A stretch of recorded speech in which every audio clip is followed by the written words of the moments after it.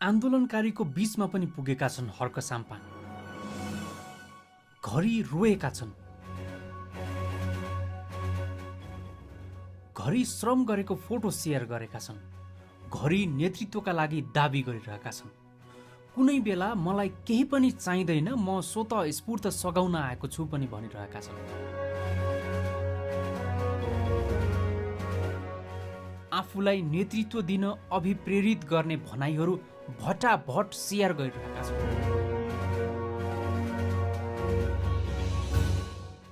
आन्दोलन चलेको सुरुवातको दिनदेखि एक साता हिजोसम्म मात्रै उनले 296 पटक फेसबुक पोस्ट गरिरहेका छन्।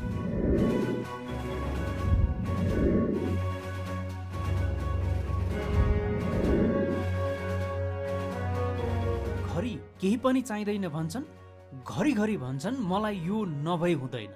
यो रोइलो हर्क साम्पाङले किन गरिरहेका छन्? आउनुहोस् एउटा टिप्पणी गरौँ। धरान उपमहानगरपालिकाका मेयर हर्क साम्पाङले सामाजिक सञ्जालमा अस्वाभाविक रोइलो गरेका छन्।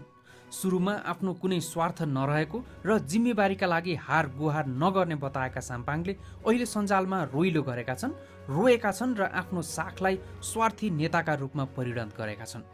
उनले जेनजेड आन्दोलनको यो एक सातामा मात्रै 296 वटा पोस्ट गरेका छन्, 101 स्टेटस लेखेका छन्, आफूलाई राम्रो भनिएका 108 भन्दा बढी भिडियो लिङ्क सेयर गरेका छन्, 87 वटा फोटो र भिडियो पोस्ट गरेका छन्।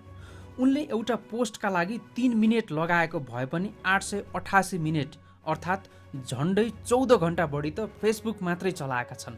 अघि उनले फोन उठाउन नसक्ने गरी व्यस्त भएको यही बीचमा बताइरहेका थिए। आन्दोलनको सुरुवातमा समर्थन जनाएका उनले अहिले आन्दोलन निरर्थक रहेको, दूतावासको शरण परेको, प्रधानमन्त्रीको राजीनामा चाहिएको कुरामा समेत वकालत गरेका छन्। जेनजेड आन्दोलनमा शहादत प्राप्त गरेकाहरूको एउटा समवेदना पत्र लेखिसकेपछि उनले मिनेट मिनेटमा फेसबुक पोस्टहरू गरेका छन्, सेयर गरेका छन्, टिप्पणी गरेका छन्। घरि आफू रोइरहेको देखाइरहेका छन्, घरि आफूलाई राम्रो भनिएका पोस्टहरू सेयर गरिरहेका छन् र घरि कसैको आलोचना गरेर समय व्यतीत गरिरहेका छन्। उनले लेखेका छन्, युवाले साथ दिए म नेतृत्व लिन तयार छु, तर जबरजस्ती गर्दिन र बिन्ती बिसाउँदिन। रुखो छु तर झुटो छैन म, माटोलाई धोका दिन आउँदैन मलाई, जय देश। फेरि उनले लेखेका छन्, अहिलेसम्म बाटोको फोहोर सफा गरे, नालीसम्म नि सफा गरे, अब यो देशको फोहोर सफा गर्ने मौका मिले काम गर्ने मन छ मलाई त।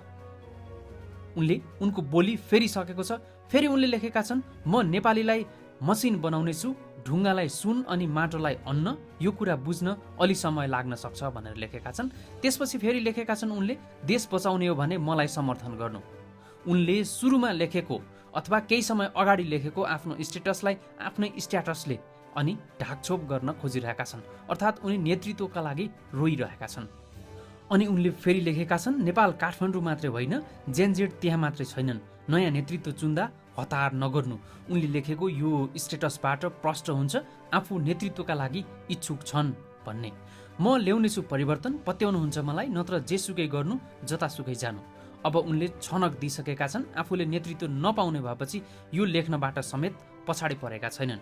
जनताको पीर व्यथा बुझ्ने नेतृत्व, जनताका लागि सँगै धुलो माटो पानी झरीमा काम गर्ने, हिमाल पहाड तराई मेची लिपुलेक सबैतिरको जनजीवन बुझेको, समाजलाई बुझेको मान्छे नेतृत्वमा पुर्याउनु, कुरा त्यति। र यो आफूले बुझेको कुरा चाहिँ आफूले बताइरहेका छन्। अनि उनले सुशीला कार्की अन्तरिम सरकारको प्रधानमन्त्री हुने करिब निश्चित भएपछि अर्को स्टेटस लेखेका छन्, सुशीला कार्की ज्यूलाई बालेन र मैले कहाँ समर्थन जनायौँ र, कहिलेको कुरा हो यो सब गलत हो भनेको उनले र बालेनले सुशीला कार्कीलाई चाहिँ समर्थन नजनाएको कुरा लेखेका छन्। यसपछि बालेन्द्र शाहले स्टेटस लेखेका छन् सुशीला कार्कीलाई समर्थन गरेको भनेर।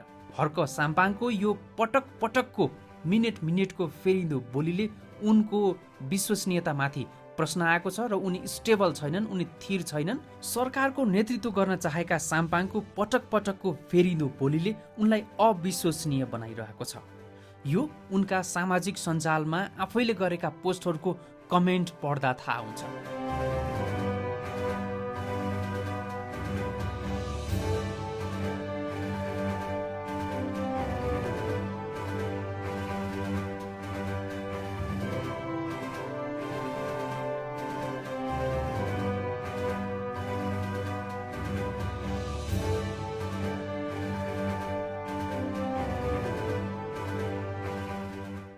उनलाई पहिले जेनजेटको आन्दोलन चल्नु पूर्व र चलिरहेको बीचमा जति मानिसहरूले प्रतिक्रिया जनाएका थिए, सेयर गरेका थिए, टिप्पणी गरेका थिए वा सद्भाव व्यक्त गरिरहेका थिए, उनको यो रुवावास र रोइलोले उनलाई विश्वास गर्नेहरूको सङ्ख्या घटिरहेको छ। यो हर्क साम्पाङ जो देशका लागि एकजना आवश्यक व्यक्ति हुन्, उनले समयमै बुझेनन् भने यो ठाउँ अर्कोले ओगट्ने निश्चित छ।